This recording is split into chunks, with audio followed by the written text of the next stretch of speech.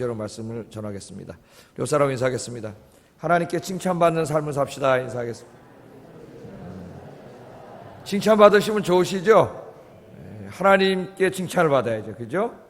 여기 이제 오늘 우리 말씀을 길게 읽었는데 로마서 2장이 사실은 굉장히 어렵습니다. 우리 특별히 장로교 신학자들에게는 이 말씀을 이해하기가 상당히 어려워요. 주석들도 내용도 이 해석도 다양하고.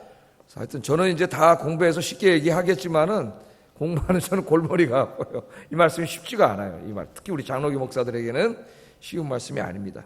오늘 읽은 말씀 중에서 29절 제일 마지막에 보면 그 칭찬이 사람에게서가 아니요 다만 하나님에게서니라 그렇게 바울이 말함으로써 우리 인생을 다 산 이후에 하나님 앞에 섰을 때 하나님께 칭찬받는 삶을 살아야 된다. 한평생 하나님 다 보시잖아요.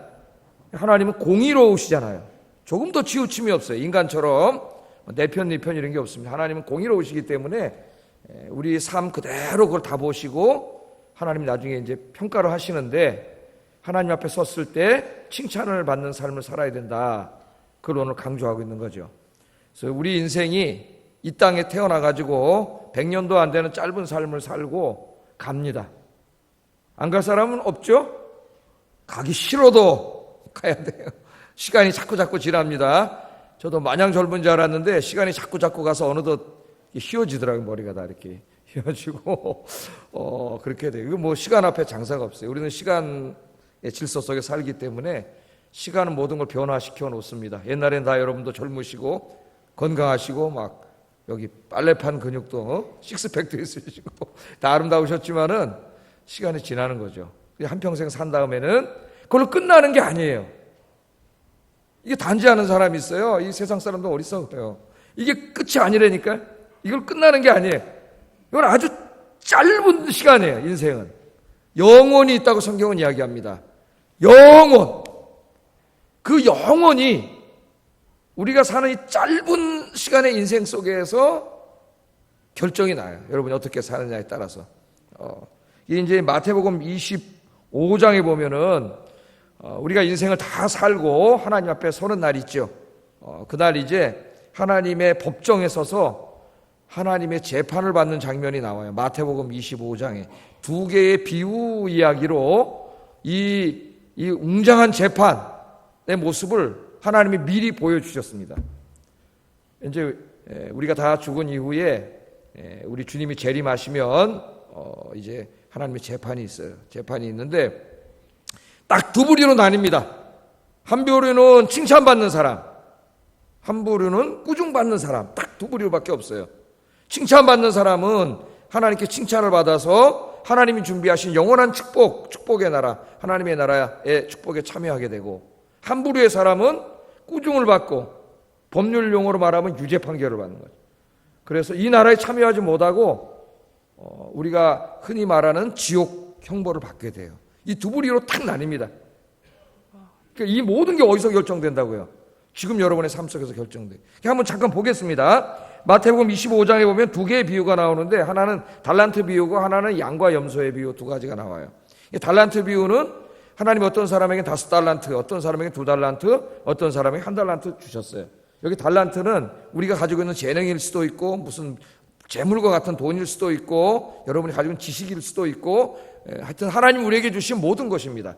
그런 것들을 우리 인간이 보기에 어떤 사람은 많이 가진 사람도 있고 어떤 사람은 조금 가진 사람이 있고 어떤 사람은 아주 작게 가진 사람도 있죠.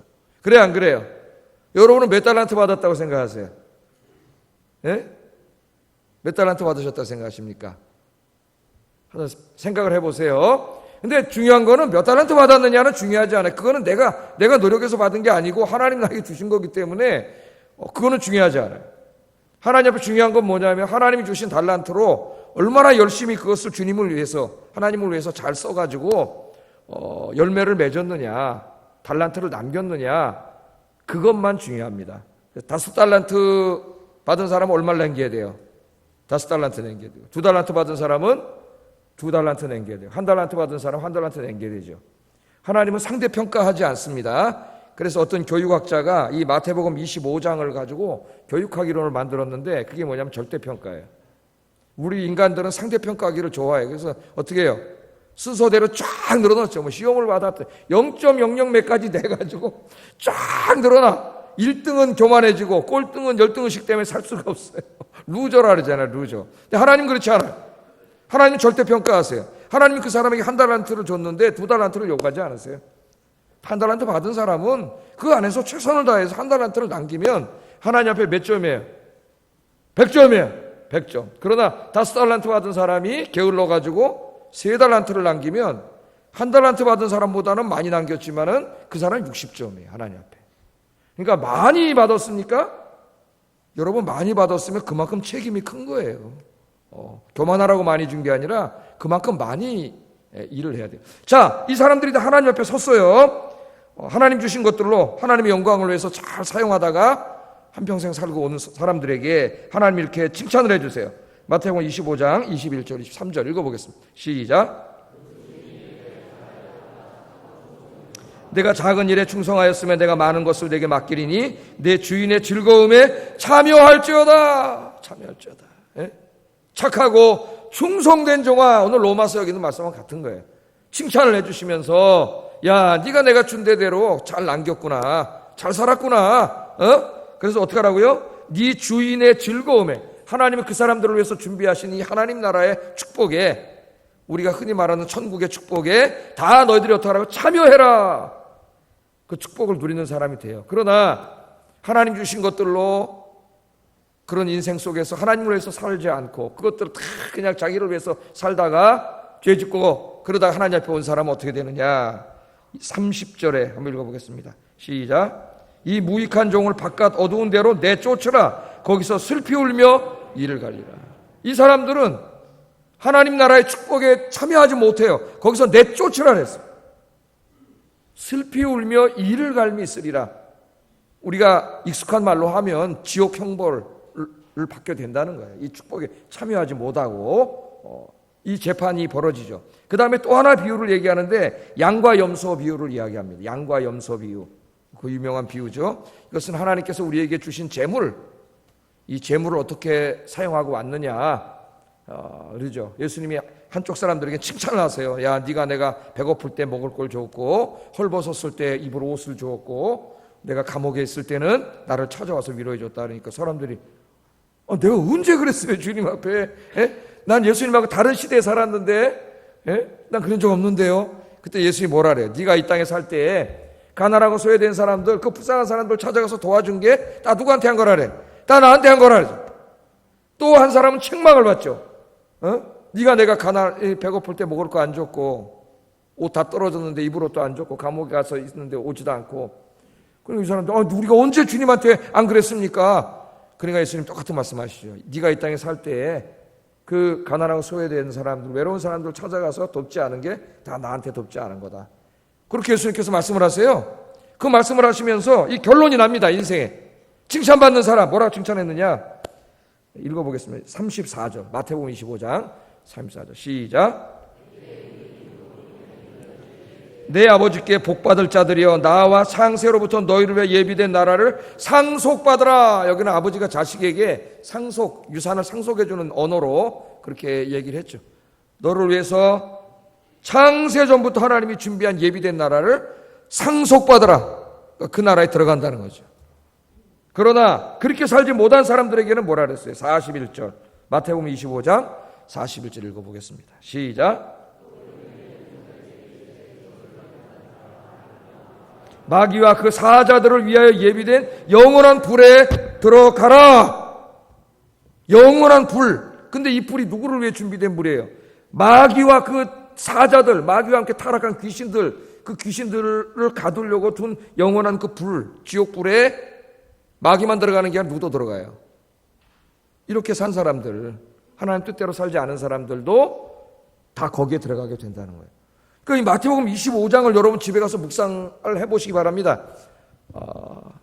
이 일이 반드시 일어난다. 반드시 하나님 앞에 반드시 서서 이런 일이 벌어집니다.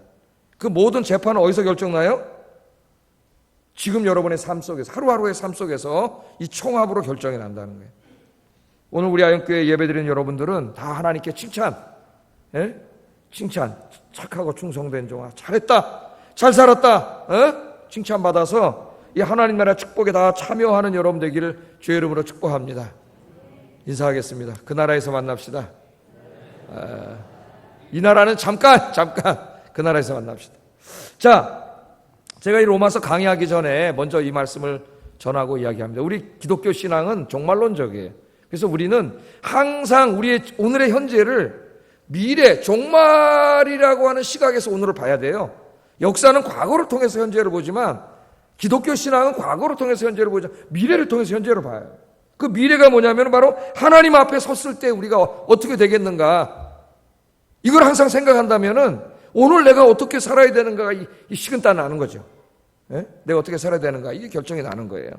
자, 사도 바울은 로마서에서 1장부터 우리가 쭉 공부해 왔습니다. 로마서 이제 오늘 2장까지인데 서론에서는 누구에 대해서 가르쳤어요?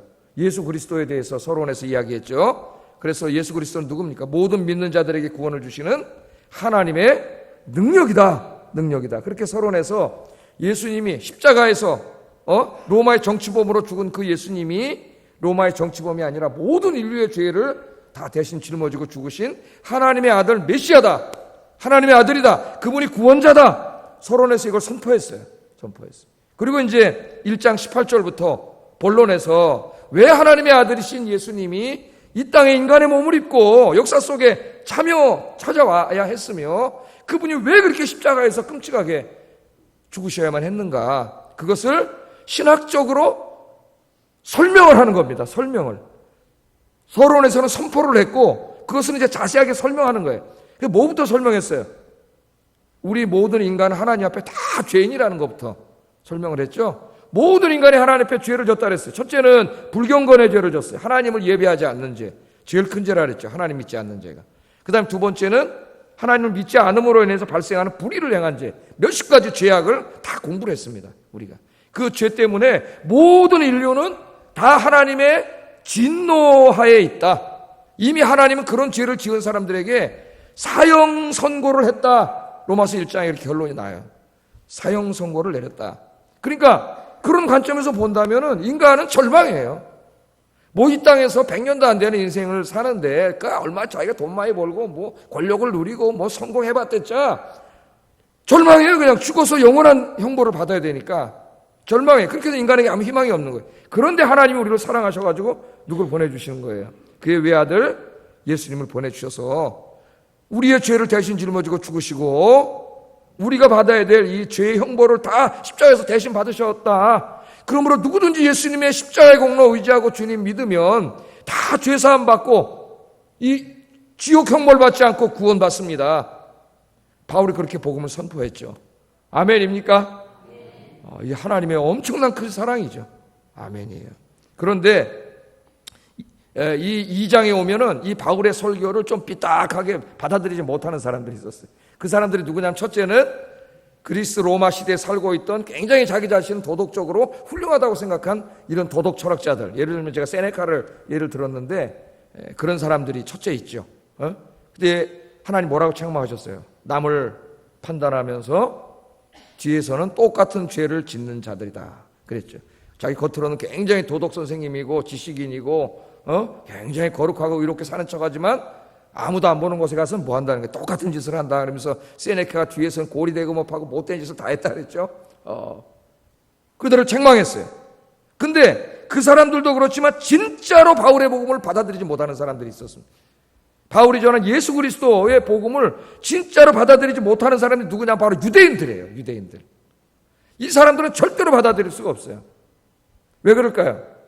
여러분, 예수님 시대에 유대인들이 있었는데 유대인들은 원래가 그 민족을 이스라엘이라 했지.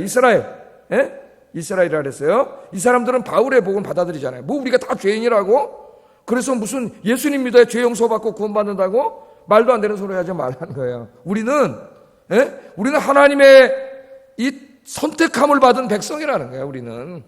그리고 하나님의 율법을 받은 백성이라는 거예요. 그러므로 우리는 태어나면서부터 우리는 하나님의 백성이기 때문에 우리는 구원받는다는 거예요. 무슨 예수 믿어야 구원받냐? 그 말도 안 되는 소리 하지 마라. 그래서 유대인들이 바울이 예수님의 십자가와 부활의 복음을 전할 때 바울 때려 죽이려고 그런 거예요. 왜? 자기들도 이방인하고 똑같은 죄인이고 예수 믿어야 구원받는다면은 이거는 이때까지 자기 민족의 모든 정체성을 다 부정하는 거야. 특권과 이런 것들을. 그게 오늘 한번 봅시다. 17절, 30절 한번 읽어보겠습니다. 시작.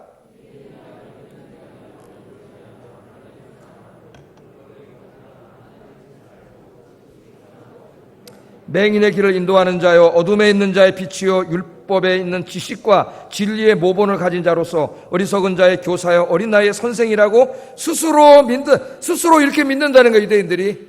예? 여기 두 가지가 나옵니다. 하나는 하나님의 선택받은 백성이다. 하나는 하나님으로부터 직접 말씀을 받은 유일한 백성이다. 우리가 민족이다. 이 두 가지를 자기들이 하나님의 의로운 백성이라고 하는 증거로 내세웁니다. 자, 여기 보세요. 유대인이라 불리는 내가, 이렇게 말해요. 유대인이라 불리는 내가. 그러니까 자기들을 유대인이라고 하는데, 이 유대인이라고 하는 것은 오늘 이 본문에 보면은 민족적인 용어가 아니에요. 단순히 민족적인 용어가 아니라 이거는 자기들이 하나님의 택함을 받은 백성이라고 하는 신학적인 의미입니다. 여기 유대인은. 그리고 여러분 이제 우리 아영교회들은 구약, 신구약 성경을 많이 읽기 때문에 알고 있죠. 하나님께서 아브라함을 찾아오셔가지고 아브라함을 택했죠. 내가 너와 네 후손을 택한다 그랬지 않습니까? 너와 네 후손을 통해 온 열방이 복을 받게 하겠다 그랬어요. 그 이스라엘은 누구의 후손이에요? 아브라함의 후손이에요. 예? 이스라엘 사람들은 그런 거죠. 우리는 창세기 12장, 15장, 17장 및 구약의 여러 성경에서 하나님이 약속해 주신 아브라함의 후손이다. 예? 아브라함의 후손으로서 우리는 할례를 받은 백성이다.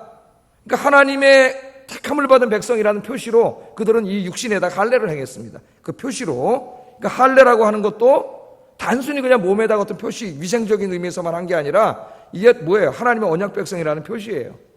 그러므로 우리는 하나님의 언약 백성인데, 우리는 당연히 구원받는다 그런 거예요. 여러분, 아브라함의 후손들이 나중에 이룬 국가가 뭡니까? 구약성이 이스라엘이라는 국가를 이루었는데, 이스라엘은 12지파로 구성되어 있죠? 그런데 10지파는 이미 죄 짓고 타락해서 다 없어졌어요. 사마리아인이라 그래요. 사마리아인으로 없어졌어요. 그럼 마지막 이 예수님 시대, 바울 시대까지 남아있는 이 12지파 중에 유일한 지파가 유다지파입니다. 유다지파와 베냐민 지파예요. 섞여서 유다지파예요. 그래서 자기들을 유다인이라 그래요. 유다인. 그러니까 굉장한 여기는 자부심이 있는 거예요. 끝까지 자기들은 언약 백성이고 그걸 지켜왔던 사람이라고 하는 자부심이 여기에 있습니다. 그래서 우리는 언약 백성으로서 난 지 8일마다 하나님이 창세기 15장에 할례를 주라 그랬으므로 우리는 할례를 받고 우리는 태어나면서부터 하나님의 백성, 할례 받은 백성이에요. 그래서 유대인들은 뭐라 그랬어요? 자기들은 유대인이고 나머지는 다 뭐예요? 이방인. 자기들은 할례 받은 백성이고 나머지는 다 뭐예요? 할례 받지 못한 백성들. 이렇게 구분을 했고 자기들은 하나님 나라의 축복에 참여할 백성이고 이방인들은 지옥에 불 때는데 쓸 불쏘시개로 만들었다 그랬어요. 이게 유대인들의 세계관이에요, 여러분. 이방인 중에 여러분도 해당되는데 여러분 왜 만들었다 그랬어요? 지옥불을 떼야 되는데 거기 불쏘시개로 쓰려고를 만들었다고. 이게 유대인들의 생각입니다. 유대인들. 그러니까 이 사람들이 받아들이지 못하는 거예요, 절대로. 자기들 언약 백성 뿐만 아니라 하나님으로부터 직접 율법을 받았어. 세계 어느 민족도 그런 민족이 없어요. 하나님으로부터 직접 율법을 받았다는 거예요. 그게 이렇게 말하죠. 내가 율법을 의지하며 하나님을 자랑하며 율법의 교훈을 받아 하나님의 뜻을 알고 그리고 자기를 선생이라고 자처하고 오늘 성경에 그런 말이 계속 나옵니다. 이 말이 나와요. 이방인들은 뭐라 그랬어요? 소경이고 어둠에 있는 자들이고 진리를 알지 못한 자들이고 어리석은 자들이고 지옥의 불쏘시개라고 무시했단 말이에요. 유대인들이. 그래서 우리만 구원받은 하나님의 백성이다. 이방인들 중에서 진짜 회개하고 할례를 받고 유대인이 된 사람만 구원받을 수 있다고 생각을 했습니다. 극소수가. 이게 유대인들의 생각이에요. 그러니까 절대로 바울을 받아들일 수 없고 예수님을 받아들일 수 없는 거예요. 아니 예수님이 필요 없는 거예요. 이 사람들에게는. 예수님 필요 없잖아요. 자기들은 태어나면서부터 아브라함의 후손이고 구원받는데. 여러분은 어떻게 생각하십니까? 지금 유대인들에 대한 이야기니까 아니 목사님 주일날 이거 우린 유대인도 아니고 우리 한국 사람인데 이게 우리하고 무슨 상관이 있습니까? 유대인들에게 한 말인데 그렇게 생각할 수가 있어요. 그러나 이 말은 교회 안에 있는 우리에게도 해당이 돼요. 그러니까 성경 말씀이죠. 오늘 우리 중에도 이런 생각을 가지는 분들이 있습니다. 물론 우리는 유대인은 아니지만 나는 모태신앙이다. 어머니 뱃속에서부터 난 교회 왔고 난 태어나면서부터 그냥 모태신앙이야. 그런 사람도 있고 나는 목사야. 나 저 같은 사람 내가 그래도 목사인데 또 여러분 내가 그래도 장로인데 내가 그래도 교회 권사인데 내가 안수집사인데 집사인데 교회 내가 누군데 내가 그런 사람이니까 나는 이 하나님 나라의 축복에 당연히 참여하는 것이 나는 보장되어 있는 사람이야. 그렇게 생각하는 사람이 교회에도 있을 수 있다는 거예요. 교회. 여러분 과연 그럴까요? 오늘 바울이 뭐라 하냐면 그것은 큰 착각이라고 말합니다. 착각! 바울은 그러한 인간의 외적인 조건들이 그게 무슨 할례이든 우리 오늘 교회 안에서 이런 가지고 있는 조건들이든 우리를 하나님 앞에 의인으로 세우지 못한다고 강력하게 오늘 이야기하고 있어요. 그것이 하나님 앞에 우리를 의인으로 세우지 못해요. 이런 외적인 것들은 구원의 조건이 될 수 없습니다. 내가 목사이기 때문에 장로이기 때문에 권사이기 때문에 집사이기 때문에 자동적으로 구원이 보장되는 게 아니에요. 오늘 하나님 말씀 우리가 잘 들어야 돼요. 그러면 하나님의 백성이 되어 하나님 나라의 축복에 참여하려면 어떻게 해야 되는가? 어떻게 해야 되는가? 바울은 자신들이 태어나면서 그냥 탄생적으로 선천적으로 선택함을 받은 백성이라고 생각하고 있는 유대인들에게 다시 이렇게 말합니다. 유대인들에게 한 말씀은 우리에게도 적용이 되기 때문에 계속 들어야 돼요. 자, 좀 길지만 21절 25절 읽어보겠습니다. 시작.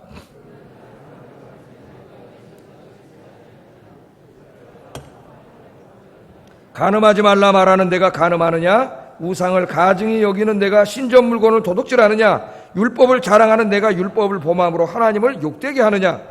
기록된 바와 같이 하나님의 이름이 너희 때문에 이방인 중에서 모독을 받는도다. 내가 율법을 행하면 할례가 유익하나 만일 율법을 범하면 내 할례는 무할례가 되느니라. 이렇게 말해요. 이게 핵심적인 게 25절이죠. 네가 율법을 행하면 할례가 유익하나. 할례는 뭐예요?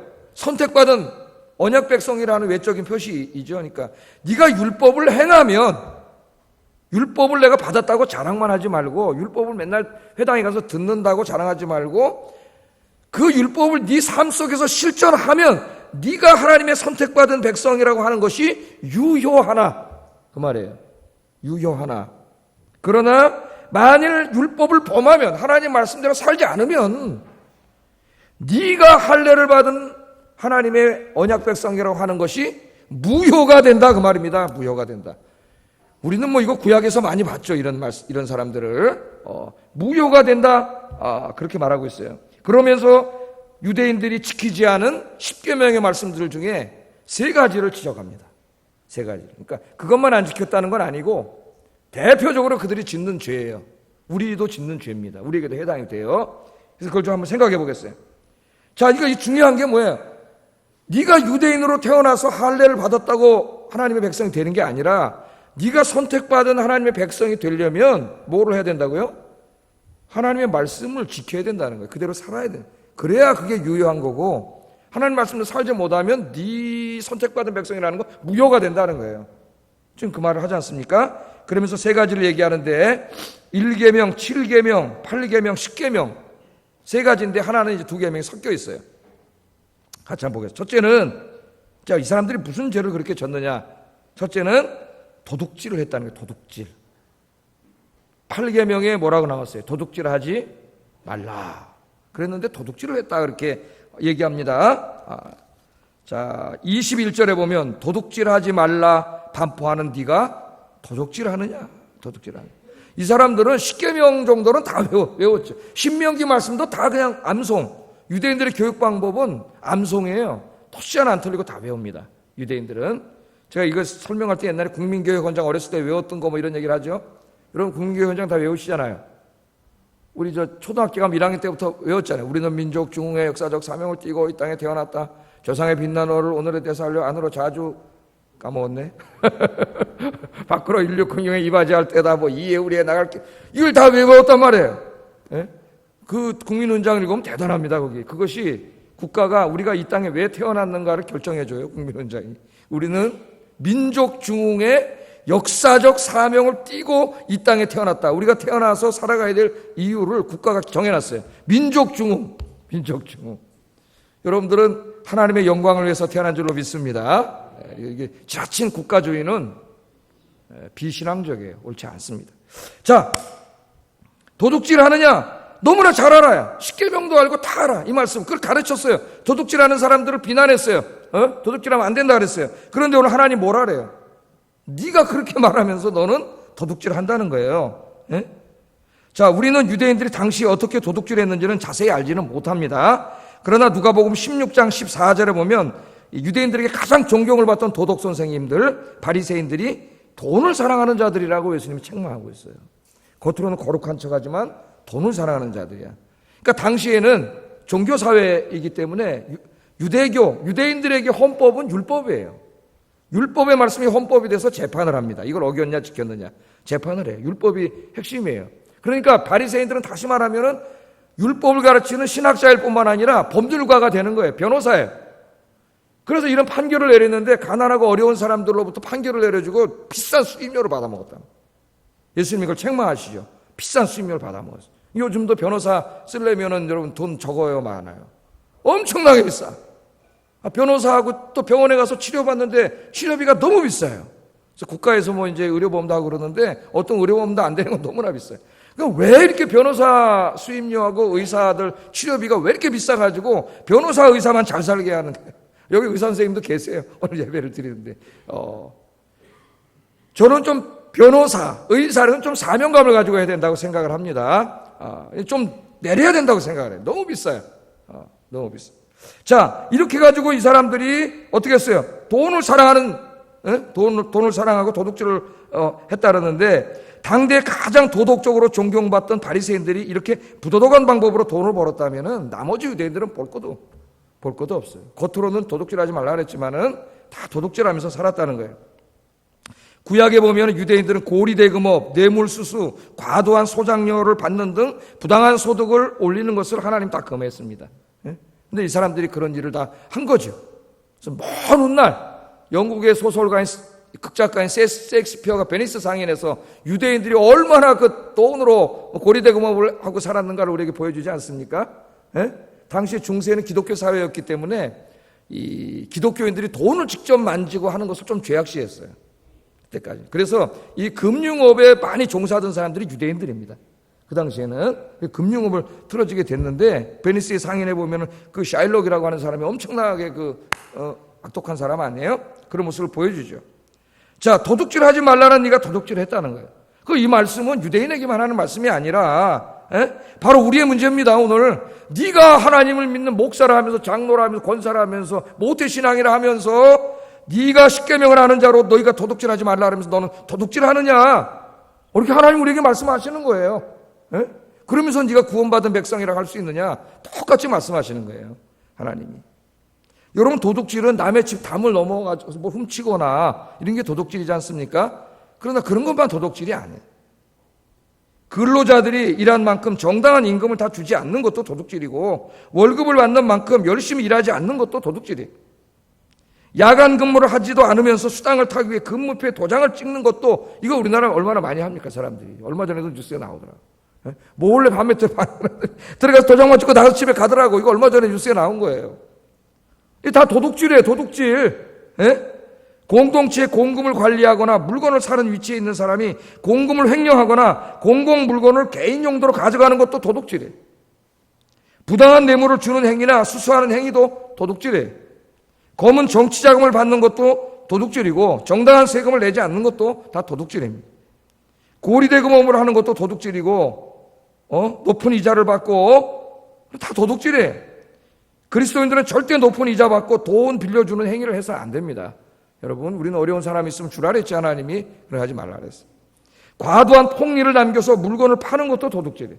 그리스도인은 질 좋은 물건을 적당한 가격에 소비자에게 넘겨주는 봉사를 해야 돼요. 얼마 전 백화점들이 양복값 정가를 원래 가격보다 터무니없이 비싸게 책정해 놓고 세일을 한다고 사기를 친.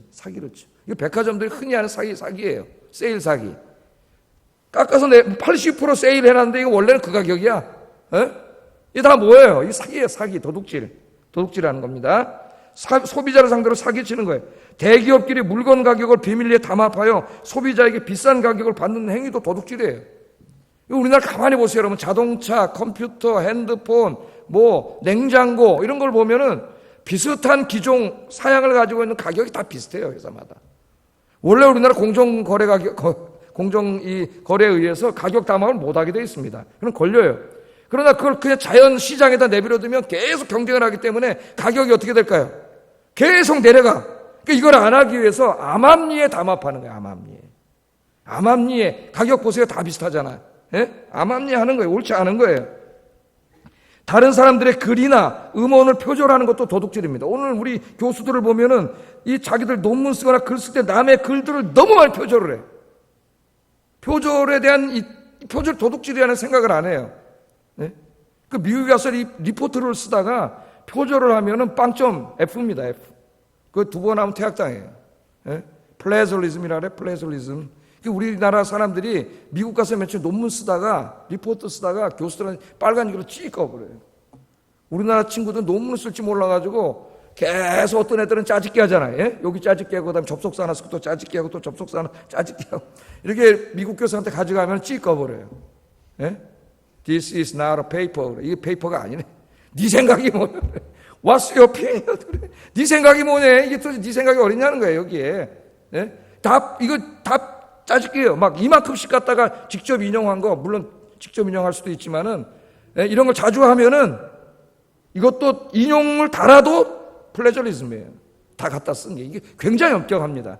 이런 게. 근데 우리나라 남의 걸 표절하고 막, 장난이 아니죠. 뺏긴 거 또 뺏기고, 뺏긴 거 또 뺏기고, 엉망진창이에요. 우리나라 석사, 박사의 논문 다 전수조사 해봐야 돼, 사실은. 음원을 카피하고, 이런 것도 뭐, 이제는 많이 강화됐습니다만, 우리나라도 다 도둑질이에요. 그리스도인들은 이 모든 행위에 있어서 세상과 구별되고 깨끗하고 거룩한 삶을 살아야 된다. 꼭 남의 집 담을 넘는 것만 도둑질이 아니에요. 우리는 예수 그리스도의 피로 구원받은 새 사람입니다. 오늘부터 이러한 부끄러운 일들을 다 끊어버리는 여러분 되길 주의 이름으로 축복합니다. 그래야 그 사람이 예수 믿고 구원받은 사람이라 할 수 있지. 그렇지 않은 도둑질을 한다면 그거 어떻게 구원받은 사람이냐 네가. 그런 말이에요. 이게 우리에게 하는 말씀은. 두 번째, 유대인들은 간음하지 말라고 가르쳤고 떠들고 다녔지만 자기들은 뒤에서는 음란한 짓을 다 하고 살았다는 겁니다. 22절 읽어보겠습니다. 간음하지 말라 말하는 내가 간음하느냐. 참 부끄러운 일이지만은 우리 중세에도 이 가톨릭의 신부들이 결혼을 안 했죠. 주교들이. 결혼 안 하다 보니까 이 끓어오르는 욕망을 어떻게 할 수가 없어요. 그래서 사창가에 가보면 다 주교들이 있어요. 주교들이. 그 높은 주교들이 사창가에 가서 그 짓을 했어요. 예? 그래서 루터가 비판을 하면서 하나님이 허락하신 가정을 이루고 결혼을 해야지 그게 무슨 짓이냐 책망한 적이 있습니다. 예? 부끄러운 거죠. 사창가에 가 있으니까 사창가에. 여러분 간음하지 말라 그랬어요. 요한복음 8장에 보면은 유대인들의 삶이 좀 나와요. 유대인들이 어떻게 했습니까? 예수님을 시험하려고 간음하다 잡힌 여인을 데리고 예수님께 데리고 왔잖아요. 데리고 와가지고 자 모세 율법에 의하면 간음하다 붙잡힌 여인 돌로 때려 죽이라 그랬는데 당신은 어떻게 할 겁니까? 물어본 거죠. 죽이라 그러면 아니 당신이 이때까지 사랑을 가르쳤는데 죽이라 그래? 이것도 걸리는 거고 죽이지 말라 그러면 그 당신 모세율법을 당신이 뭔데 어겨? 이것도 큰일 나는 거예요. 그 예수님께 시험을 하려고 데리고 와서 어떻게 됩니까? 그랬더니 예수님이 뭐라 했습니까? 땅에다 글씨를 쓰더니 누구든지 죄 없는 자가 돌로 치라 그랬어요. 죄 없는 자가 여기서 간음하지 않는 자가 돌로 쳐라. 남을 비난하려면은 그런 자격이 있는 자가 돼야 된다는. 그랬더니 유대인들이 어떻게 했습니까? 돌멩이 하나씩 이렇게 다 들고 있다가 다 내려놓고 갔죠. 내려놓고. 왜? 그 뭘 보여주는 거예요? 이 간음으로부터 자유로운 자가 하나도 없다는 거예요. 하나도. 그래도 양심은 있었다. 그나마 양심 있는 사람들의 그래도 현대사회 보면은 우리는 양심이 없어요. 끝까지 거짓말해. 양심이. 이 사람들은 그래도 놓고 갔어요. 이 이야기는 당시에 십계명을 알고 간음하면 안 된다고 떠들고 다녔던 유대인들의 삶이 어땠는가를 우리에게 보여줘요. 이 당시에 랍비들의 글을 보면은 이 하나님의 말씀을 가르치는 랍비 선생님들이 사실은 뒤에서 아까 주교들처럼 사창가를 가고 음란한 짓을 했다는 글들이 상당히 많이 나옵니다. 여러분은 어떻습니까? 여러분은 우리 예수 믿는 사람들은 이런 부분에서 거룩하고 깨끗한 삶을 살아야 됩니다. 이걸 거룩함이라 그러죠. 거룩함. 특히 요즘처럼 성적으로 상당히 문란한 이 시대에 예수 믿는 사람들은 그들과 구별된 삶을 살아야 된다. 핸드폰, 컴퓨터 등 모든 음란을 실어 나르는 매체로부터 여러분 이게 마음에 막 생겨나잖아요. 우리 마음에. 예? 내 마음을 어떻게 할 수가 없어 그러는데 마음을 내버려 두면은 여러분 마음을 어떻게 할 수가 없어요. 그래서 기도해야 돼. 기도와 말씀으로 내 마음을 사로잡으면 성령님이 붙잡아 주세요. 그런 일을 해간다면 네가 어떻게 예수 믿고 구원받은 사람이라 할 수 있느냐 그 말이에요. 이 말이 똑같은 말이에요. 우리에게. 예? 네가 무슨 모태신앙이고 교회 직분자라서 구원받는다는데 네가 삶 속에 이런 삶이 있는데 네가 무슨 구원을 받는다느냐 하나님 그런 말이죠. 또 세 번째 이제 이 일계명에 관한 말씀인데 우상숭배에 관한 말입니다. 우상숭배 유대인들이 막 혐오해 겉으로는. 그런데 오늘 말씀해 보니까 우상숭배를 하고 있다는 거예요. 이 사람들이. 22절 읽어보겠습니다. 시작. 일계명에 보면 나 외에는 다른 신들을 내게 두지 말라. 그 다음 10계명에 보면은 이웃의 것을 탐하지 말라. 이 두 계명이 사실은 1계명과 10계명이 합쳐진 겁니다. 이 계명이. 자, 우상을 가증히 여기는 내가 여러분 우리 교회 다니면서 무슨 우상 형상으로 만들어가지고 하는 사람 없겠죠 설마? 나는 그런 건 안 하는데요 목사님. 그렇게 얘기할 수가 있어요. 유대인들도 대부분 그러진 않았을 거예요. 그런데 우상을 가증히 여기는 네가 우상을 섬기느냐? 이렇게 말을 하지 않고 신전 물건을 도둑질하느냐? 이렇게 말을 해서 뭔가 좀 이렇게 안 맞는 것 같아. 이게 무슨 말일까요, 여러분? 여기 신전이라고 그랬는데요. 신전. 이 신전을 어떻게 번역하느냐에 따라서 이 해석이 달라져요. 주석가들이 상당히 의견이 다양합니다. 이 신전을 예루살렘에 있는 하나님의 성전으로 해석하는 주석가들이 있어요. 그러면 네가 우상을 가증히 여기면서 하나님의 성전 물건을 도둑질하느냐 그런 뜻이 돼요. 그렇게 해석을 한다면 11조를 떼먹고 하나님께 드릴 성전세도 내지 않고 하나님께 드릴 재물도 내지 않는 자들 이런 걸 말하기도 하고 또는 하나님의 성전을 섬기는 제사장이며 일하는 사람들이 하나님의 성전의 성도들이 바친 것을 슬금슬금 뒤로 다 빼먹는 이런 일을 얘기할 수도 있고 또 복음서에 나오는 것처럼 명절에 유대인들이 하나님 제사 드리러 오면은 그 먼 데서 온 사람은 동물을 못 가져오잖아요. 그 동물을 팔아먹을 때 몇 배로 비싸게 폭리를 취하는 이런 일들일 수도 있어요. 그렇게 해석하는 사람도 있습니다. 어떤 주석가들은 여기 신전을 이방인의 신전으로 해석을 해요. 이방인의 신전을 해석한다면 어떤 걸까? 유대인들 중에 그 당시 이것도 다 실제로 그랬어요. 많은 사람들이 우상은 아무것도 아니니까 이방인 신전에 가서 훔쳐와도 돼. 그래가지고 제사 지내면 고기도 훔쳐오고 여기저기 돈 될 만한 것도 훔쳐오고 실제로 이렇게 했고 또 이방의 신전의 벽이나 이런 게 금으로 막 한 게 많았기 때문에 가서 몰래 사람 안 보면 어떻게 끌고가지고 이만큼씩 금을 가져오기도 하고 이런 행위도 했어요. 그렇게 해석하는 사람도 있고 또 어떤 사람들은 당시 유대인들이 그 이방 신전의 큰 신전을 미니어처로 만들어가지고 골동품으로 막 팔아먹었는데 유대인들이 상당히 많이 그런 장사를 해서 돈을 벌었습니다. 이때 그걸 지적하는 거다 이렇게 말하는 사람도 있어요. 저는 서양 사람들은 분석을 좋아해. 다 분석을 해요. 동양 사람은 조화를 잘합니다. 종합을. 그래서 저는 동양 사람이잖아요. 서양 사람보다 불리한 것도 있죠. 분석력은 약하는데 조화를 이루는 건 잘해요. 저는 바울이 이 모든 것을 다 포함하고 있다고 생각합니다. 그렇지 않겠어요? 이런 사람들이 유대인들이었는데 핵심은 뭐예요?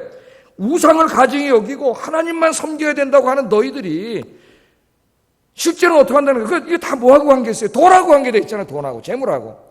돈을 더 얻으려고 하나님보다 돈을 더 사랑해서 이런 죄를 짓고 있다는 거예요. 이런 죄를. 그러니까 여기 우상숭배는 하나님보다 더 사랑하는 것들이에요. 하나님을 최고로 사랑해서 하나님만 경배하고 하나님 외엔 다른 신을 두지 말아야 되는데 하나님 외에 다른 신을 두는 거죠. 돈이라고 하는. 세상의 이익이라고 하는 다른 신을 두고 이렇게 산 거예요. 우상숭배자가 여러분 어떻게 구원을 받을 수 있겠어요? 우상숭배자가 어떻게 하나님의 백성이 될 수 있겠습니까? 우상숭배는 가장 큰 죄인데 여러분 하나님 잘 사랑하세요? 돈보다 더 사랑하세요? 아멘이 점점 작아져요. 여러분은 야훼가 여러분 하나님입니까? 돈이 하나님입니까? 하나님을 영광 돌리기 위해서 신앙생활하는 거예요? 아니면 나 돈 많이 벌기 위해서 신앙생활하는 거예요? 교회 안에 이 하나님을 믿는 게 아니라 우상 숭배하는 사람들이 많아요. 그걸 아무렇지도 않게 생각해요. 오늘 하나님은 그걸 우상 숭배라고 이야기하고 계시잖아요.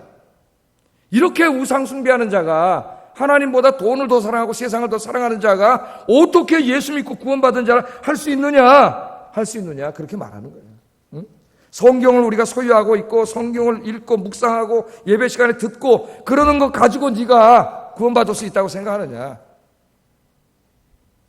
누가 구원받는 그 말씀대로 살아야 된다는 거예요. 살아야. 그래야 진짜 그리스도인이라는 거예요. 23절 24절 유대인들에게 이렇게 말합니다. 읽어보겠습니다. 시작.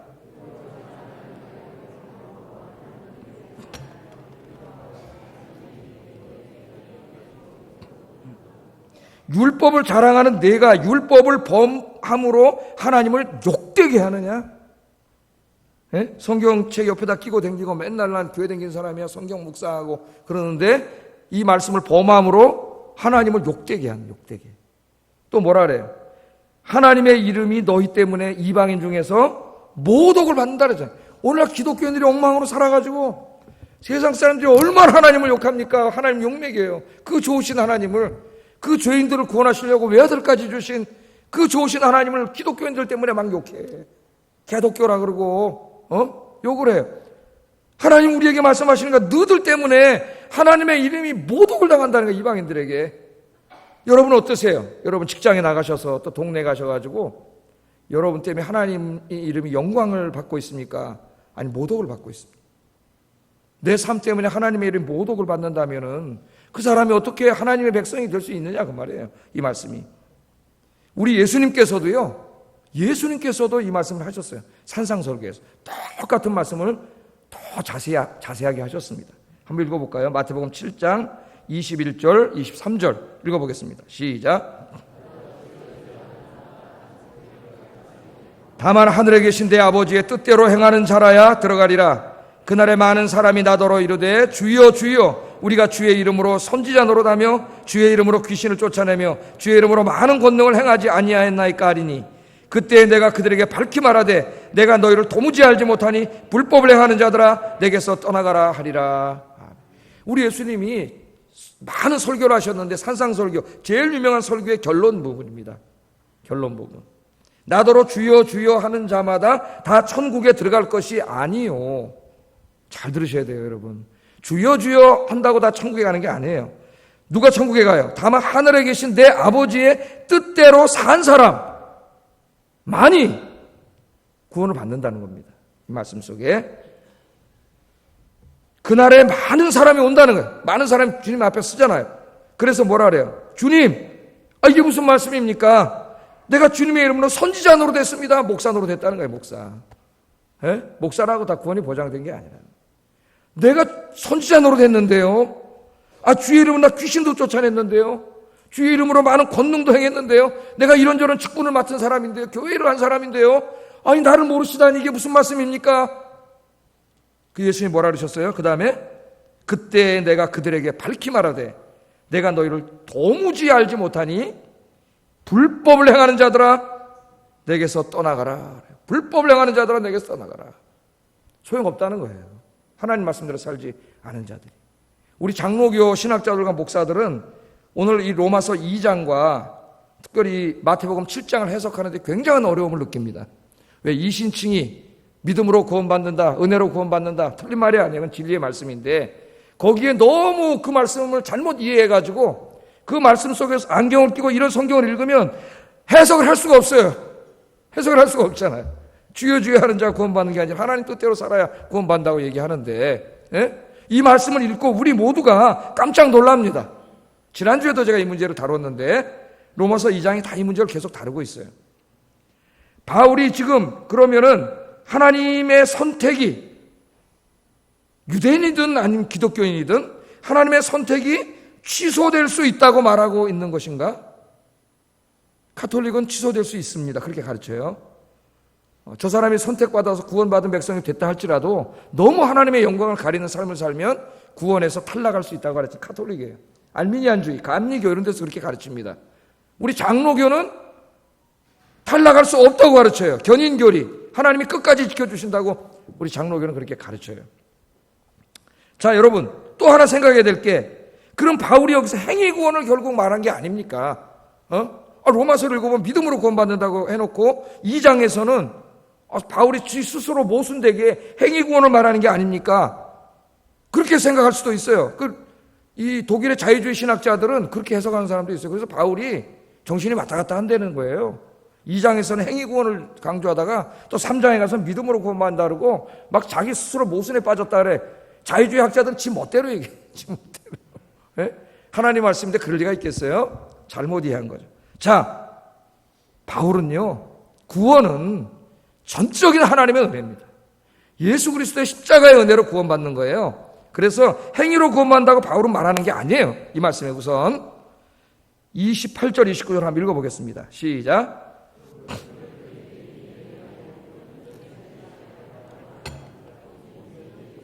할례는 마음에 할지니 영에 있고 율법 조문에 있지 아니한 것이라. 그 칭찬이 사람에게서가 아니요 다만 하나님에게서니라. 아멘. 자, 여기 말씀을 합니다. 유대인들에게 나는 선택받은 백성으로, 할례 받은 백성으로 나는 그냥 자동으로 구원받는 거야. 그런 사람들을 향하여 바울은 너희들은 그렇지 않다 그랬죠. 너희들도 죄인이라 그랬죠. 왜? 지금 여기 말한 대로 하나님 말씀대로 살지 않았잖아요. 이방인만 죄인이 아니라 너희도 다 똑같은 죄인이라고 말을 해요. 그러나 행함으로 구원받는 게 아니라, 그러면 누가 진짜 구원을 받은 하나님의 의로운 백성이 되느냐? 그게 28절 29절 말씀이에요. 자, 표면적 유대인이 아니다. 그 말은 표면적 유대인은 뭐예요? 할례를 받은 사람이지. 예? 그러니까 너희들 지금 민족적인 유대인을 말하는 거예요. 할례를 받고 자기가 하나님 택함을 받았다고 하는 그것이 유대인이 아니요. 여기 유대인은 하나님의 언약 백성이라는 뜻이에요. 누가 그럼 하나님의 언약 백성입니까? 표면적인 할례가 아니다. 그 다음에 뭐라 그랬어요? 오직 이면적 유대인이 유대인이다. 여기 유대인은 하나님의 백성이란 말입니다. 민족적인 용어가 아니라 그랬어요. 이면적이라는 말은 뭐예요? 이면적이라는 말은 쿠룹토스라는 말 헬라어인데 이것은 내면적인 혹은 마음의 그런 뜻이에요. 내면적인 혹은 마음의 그런 뜻입니다. 그러므로 육신의 할례를 받은 사람이 하나님의 백성이 아니고 마음의 할례를 받은 사람이 하나님의 백성이다 그래요. 마음의 할례. 그런데 그 마음의 할례는 누가 내린다 그래요? 오늘 말씀해 보면 영으로 그래요. 영으로. 여기 영은 누굽니까? 성령을 말하는 거예요. 성령을. 그러니까 누가 하나님의 백성이냐? 너희들이 생각하는 것처럼 유대인들에게 유대인으로 태어나서 할례를 받은 사람이 아니고 성령에 의해서 마음의 할례를 받은 사람이다 그래. 마음의 할례를 받은 사람. 그러니까 성령이 마음의 할례는 보이지 않겠죠? 에? 마음의 할례를 한 사람이에요. 그래서 우리가 다시 말하면 성령 세례를 받은 사람이에요. 성령 세례. 신학적으로는 성령 세례를 합니다. 성경에서는 다른 말은 성령의 인치심. 여러분 예수 믿고 구원 받으셨습니까? 그러면 여러분은 성령이 여러분 마음에 할례를 행하셨어요. 그게 뭐냐면 성령의 인치심이에요. 인치심. 요한계시록에 나오죠. 예수 믿고 구원 받은 사람은 성령님이 다 인치셨어요. 그래서 여러분은 보이지 않지만 다 인치셨어요. 그래서 오히려 이 귀신들이 더 잘 알아본다 그랬죠. 무당들이나 이런 무당 중에서 진짜 귀신 내린 무당은 구원받은 사람 안 받은 사람 금방 알아요. 보면 딱. 왜? 귀신들이 인치심을 알아요. 인치심을. 예? 진짜인지 가짜인지 안다니까 무당들이. 교회만 왔다 갔다 하는지 아닌지 다 알아요. 그 탤런트 그 정영숙 씨가 가서 간증할 때 그러잖아요. 어느 교회 다니면서도 점 치러 갔더니 점쟁이가 그러더래요. 너 교회만 왔다 갔다 하지. 교회 왔다 갔다 하지. 예? 그 깜짝 놀랐대. 친구 자기는 교회만 왔다 갔다 했대요. 예수는 뭐 안 믿고 교회만 왔다 갔다 했대. 좋아서 그냥. 예? 딱 알아보면 되니까 성령의 인치심이에요. 성령의 인치심을 받은 자. 그러면 성령이 누구에게 인치십니까? 우리 지금 로마서 이제 앞으로도 계속 공부할 거고 지금도 서론에서 공부했듯이 그 사람이 자기가 죄인임을 인정하고 예수 그리스도의 십자가의 그 은혜를 붙잡은 사람이에요. 예수님을 다시 말로 하면 나의 구주로 영접하고 예수님을 믿은 사람이죠. 그 예수님을 믿은 사람의 마음속에 성령이 찾아오셔서 그 사람의 마음의 할례를 행하시는 거예요. 육신의 할례가 아니라 마음의 할례, 성령에 인치는 거예요. 도장을 찍는 거예요, 여러분. 여러분 다 도장 찍힌 사람이에요. 하나님이 내 백성. 저 옛날에 소에다가 인을 꽝 찍으면 노예나 인을 찍으면 그 사람 소유가 되는 듯이 하나님이 성령으로 다 인쳤어요, 여러분. 성령의 인침을 받지 못한 자는 구원받지 못한 자예요. 예?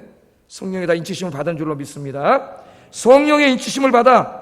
그래서 구원받는다는. 그럼 결국 바울은 누가 구원받는다고 얘기하는 거예요? 이방인이나 유대인이나 다 죄인이기 때문에 오직 예수 믿고 회개하고 성령의 인침을 받아야만 구원받는다고 말하는 거예요. 바울은. 그래도 아직 해결이 되지 않았습니다. 어? 바울이 그렇게 구원을 받게 되는데, 그럼 여기서 우리가 또 질문을 하나 더 나가게 되잖아요. 여러분, 예수 믿지만 죄 져요, 안 져요? 죄 지잖아요. 그러면 우리가 예수를 믿고 하나님 성령의 인치심을 받았다가 내가 진짜 가톨릭에서 가르치는 것처럼 너무 엉망진창으로 마음대로 살아가면 하나님 인을 확 지워가지고 구원에서 취소될 수 있는 것인가? 바울이 지금 그걸 가르치는 것인가? 여러분 어떻게 생각하세요? 우리 장로교는 뭘 가르친다고? 견인교리를 가르쳐요. 칼빈은.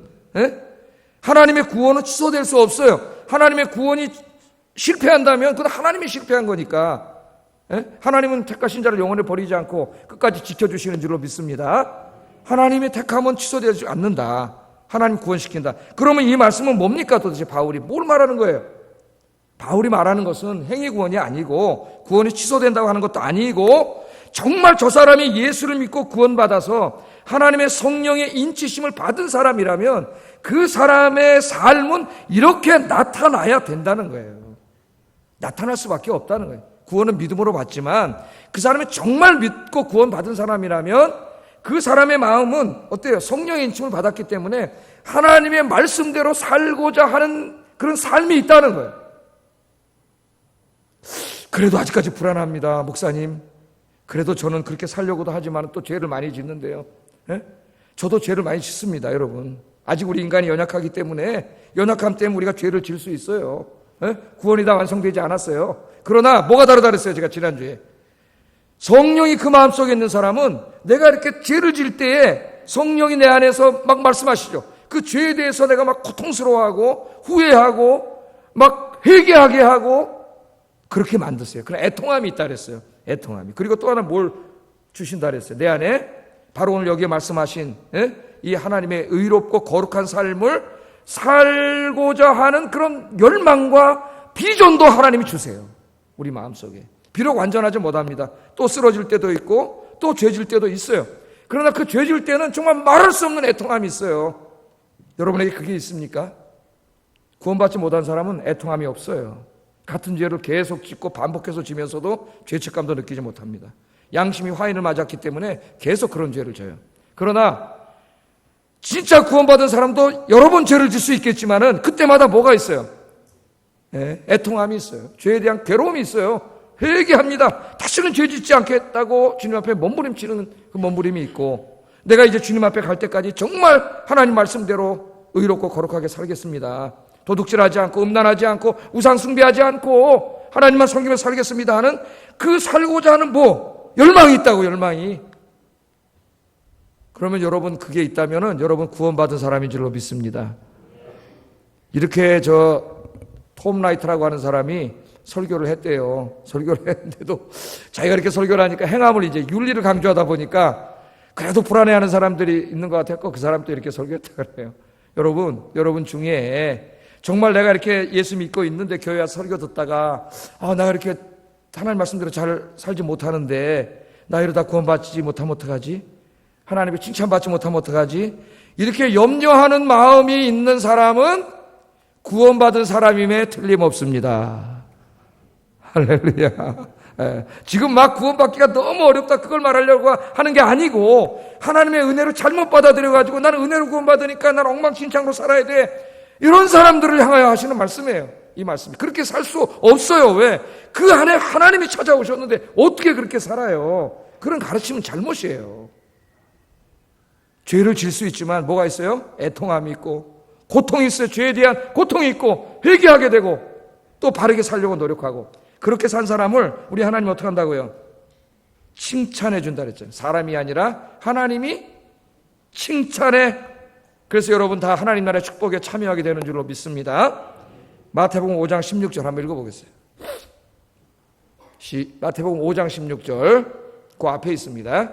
시작. 여기 안 적어왔나 보네요. 여기 찾아보세요. 마태복음 5장 16절 찾아보세요.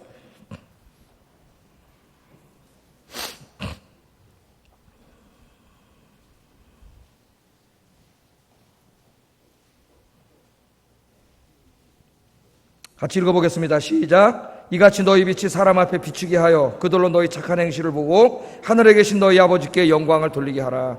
예수 믿는 사람이 이렇게 살아야 된다는 거예요. 이런 열망이 있어야 되고 인간의 연약함 때문에 이렇게 살지 못했을 때는 가슴을 치는 회개가 있어야 된다는 거예요. 그것이 뭐에 대한 증거냐? 그 사람이 구원받았음을 보여주는 증거라는 거예요. 증거. 이것을 강조하는 거예요. 오늘 말씀이 구원받기가 그렇게 어렵다는 게 아니라, 구원은 내가 하는 게 아니라 하나님의 은혜로 받는 것인데, 그 하나님의 은혜가 있는 사람에게는 이런 삶을 따라온다는 거예요. 다 오늘 오신 여러분, 이 말씀을 생각하면서 같이 기도하겠습니다. 여러분, 우리는 구원받을 수 없는 죄인이에요. 그러나 주님의 은혜로 구원받았습니다. 그래서 첫째는 감사해야 돼요. 감사해야 되고, 두 번째는 전도해야 돼요. 내 주변에 예수님을 모르는 사람이 너무 많잖아요. 10월달 전도의 달인데 감사하면서 주님 모르는 사람에게 열심히 복음 전하게 해주세요. 첫 번째 기도 제목. 두 번째는 하나님의 백성으로서, 죄사함 받은 하나님의 자녀로서 남은 인생을 하나님을 기쁘시게 하는 삶을 살게 해주세요. 기도하겠습니다. 사랑과 은혜가 충만하신 아버지